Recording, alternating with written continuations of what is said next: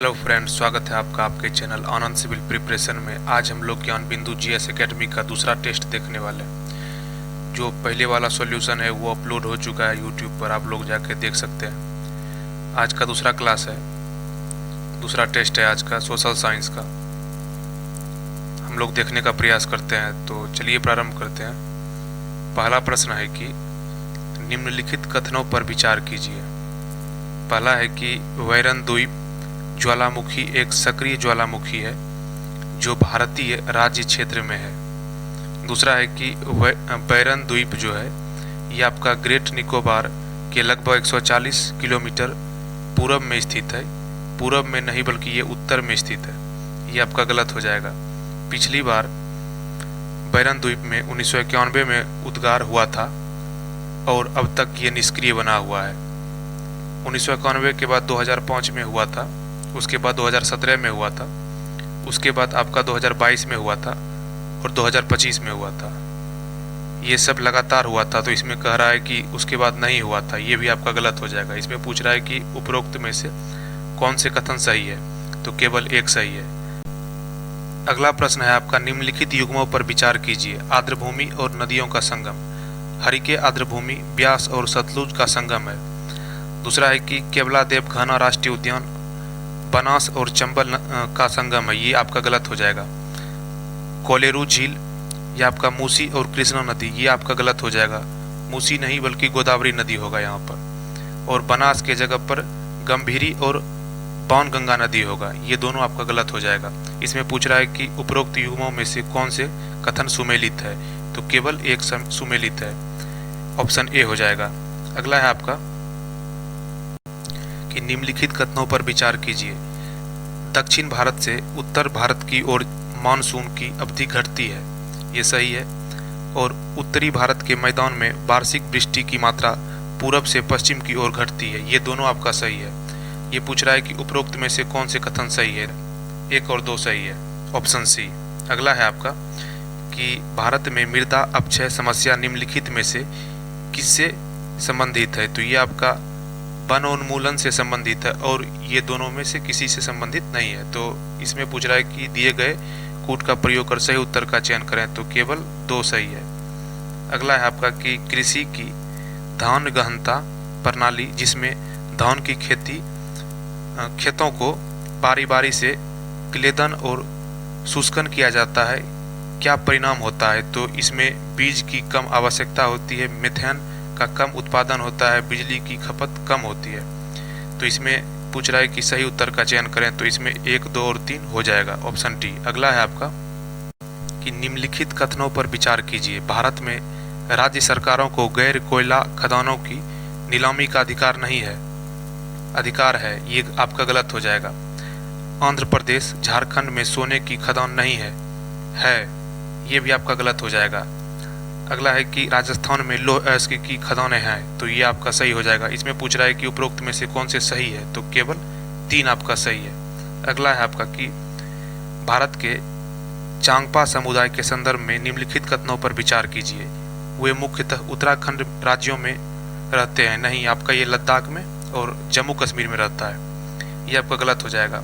वे अच्छे किस्म का ऊन देने वाले पश्चिमीना बकरियों को पालते हैं, तो ये आपका सही हो जाएगा। उन्हें अनुसूचित जनजातियों की श्रेणी में रखा गया है, ये भी आपका सही हो जाएगा। तो इसमें पूछ रहा है कि कौन से कथन सही है, तो 2 और 3 ऑप्शन बी हो जाएगा। अगला है आपका कि भारत में एक ऐसा स्थान जहां यदि आप समुद्र किनारे खड़े होकर समुद्र का अवलोकन करें तो आप पाएंगे कि दिन में 2 बार समुद्री जल तटीय रेखा से कुछ किलोमीटर पीछे की ओर चला जाता है और फिर वह वापस आ जाता है। और जब वह जल पीछे होता है तो आप वास्तव में समुद्र तल पर चल सकते हैं। यह अनूठी घटना कहाँ देखी जाती है, तो यह आपका चांदीपुर ओडिशा में देखी जाती है। Option C. अगला है आपका कि टर्की किसके मध्य स्थित है। टर्की किसके मध्य स्थित है, तो ये आपका काला सागर और भूमध्य सागर के बीच स्थित है। अगला है आपका कि निम्नलिखित युग्मों पर विचार कीजिए। दम्फा टाइगर रिजर्व मिजोरम में स्थित है। गुमटी वन्यजीव अभ्यारण्य, ये आपका सिक्किम में नहीं बल्कि ये आपका त्रिपुरा में स्थित है। अगला है कि सारामती शिखर ये नागालैंड में स्थित है। इसमें पूछ रहा है कि सही सुमेलित कीजिए, तो इसमें आपका 1 और 3 सही सुमेलित है, ऑप्शन सी हो जाएगा। अगला है आपका कि भारत के राष्ट्रपति के संदर्भ में निम्नलिखित कथनों पर विचार कीजिए। भारत के संविधान के अनुसार औपचारिक रूप से संघ की कार्यपालिका शक्ति राष्ट्रपति में निहित होगी, ये आपका सही है। अगला ऑप्शन है इसका, राष्ट्रपति का निर्वाचन समानुपातिक प्रतिनिधित्व प्रणाली और एकल संक्रमणीय मत पद्धति के सिद्धांत के अनुसार होता है, ये भी आपका सही हो जाएगा। इसमें पूछ रहा है कि सही सुमेलित है, तो 1 और 2 सही सुमेलित है, ऑप्शन सी। अगला है आपका, निम्नलिखित में से कौन सा कथन सही है, तो ऑप्शन डी सही है। भारत का उपराष्ट्रपति राज्यसभा का पदेन पीठासीन अधिकारी होता है। अगला है आपका कि भारतीय संविधान में है, तो भारतीय संविधान में प्रधानमंत्री पद का कोई उल्लेख नहीं है, प्रधानमंत्री पद का उल्लेख है। अगला है कि ये आपका गलत हो जाएगा, प्रधानमंत्री पद के लिए अहर्ताएं का उल्लेख नहीं है, ये आपका सही है, क्योंकि इसमें प्रधानमंत्री की कोई अहर्ताएं का उल्लेख नहीं है। मंत्रिमंडल का कोई उल्लेख नहीं है मंत्रिमंडल का उल्लेख, मंत्रिपरिषद का भी उल्लेख है, ये भी आपका गलत हो जाएगा। अगला है आपका कि संविधान में प्रदत्त संवैधानिक विवेकाधिकारों के अतिरिक्त राज्यपाल निम्नलिखित में से किस मामले में परिस्थितिजन्य निर्णय ले सकता है।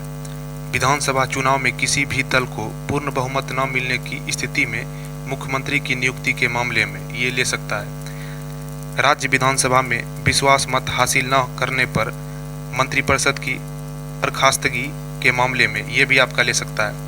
अगला है कि मंत्रिपरिषद के अल्पमत में आने पर राज्य विधानसभा को विघटित करने का मामले, ये भी हो सकता है। तो इसमें पूछ रहा है कि सही है, तो ये आपका डी नंबर 1, 2, 3 तीनों सही है। अगला है आपका कि भारतीय संविधान के अनुच्छेद 124 के 4 क्लाउज 4 का संबंध किससे है, तो सर्वोच्च न्यायालय के न्यायाधीश को पद से हटाने के लिए, यही आपका है, ऑप्शन ए। अगला है आपका कि निम्नलिखित कथनों पर विचार कीजिए। मास्टर ऑफ रोस्टर का तात्पर्य मामलों की सुनवाई हेतु पीठासीन का गठन करने के लिए मुख्य न्यायाधीश विशेषाधिकार से संबंधित है, ये आपका सही हो जाएगा।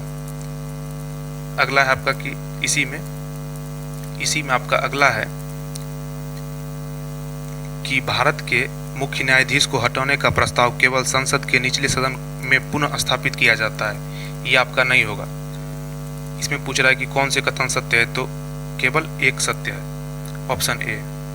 अगला हो जाएगा कि लोकसभा अध्यक्ष सदन के किसी भी सदस्य को बोलने से रोक सकता है और अन्य किसी भी सदस्य को बोलने दे सकता है, इसे कहते हैं, इसे बैठ जाना कहते हैं, ऑप्शन डी हो जाएगा।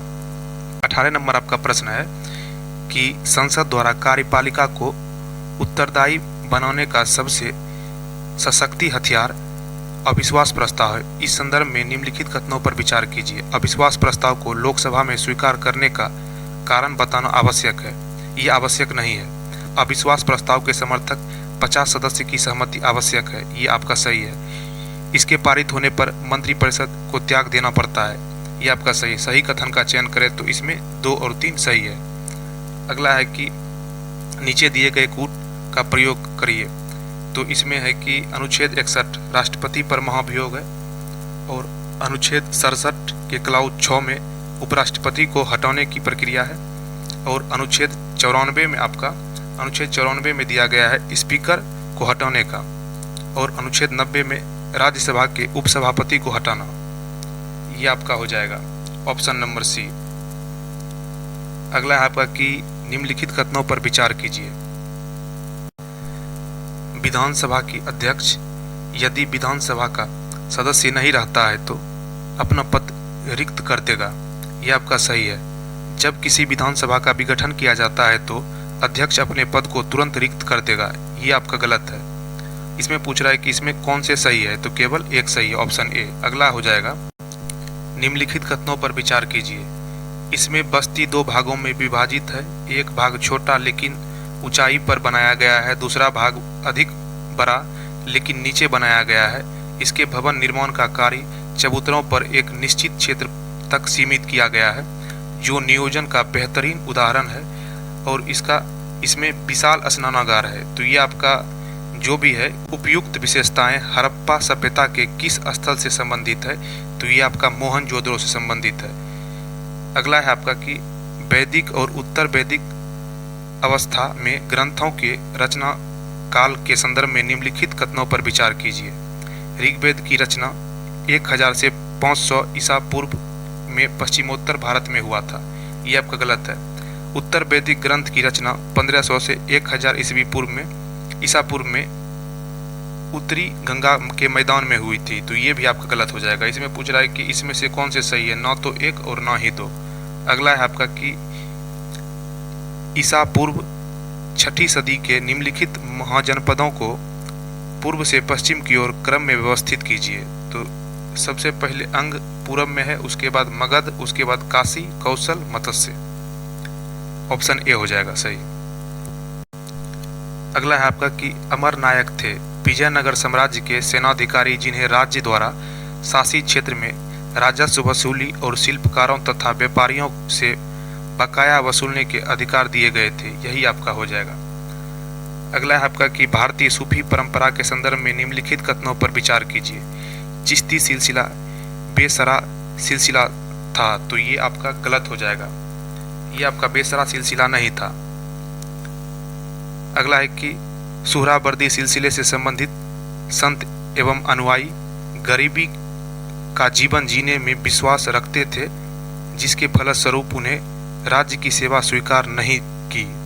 ये आपका सुहरावर्दी सिलसिला नहीं बल्कि ये आपका चिश्ती सिलसिला से संबंधित था, तो ये भी आपका गलत हो जाएगा।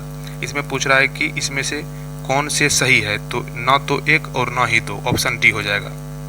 अगला है कि 1857 के विद्रोह के संबंध में निम्नलिखित कथनों पर विचार कीजिए। यह केवल भारतीय सैनिकों के असंतोष का परिणाम था।